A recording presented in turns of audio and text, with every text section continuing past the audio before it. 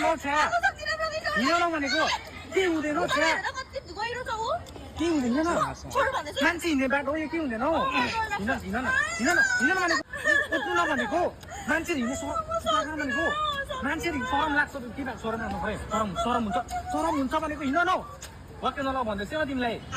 अरू हिँडिरहेको छ देखेनौ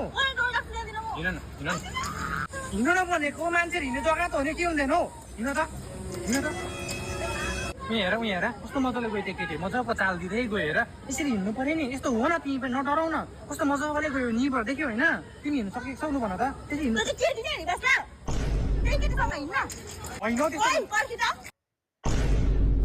तिमी हिँडेको प्रमाण पऱ्यो तिम्रो चालहरू प्रमाण पऱ्यो सँगै हिँडेर आउने मिलेर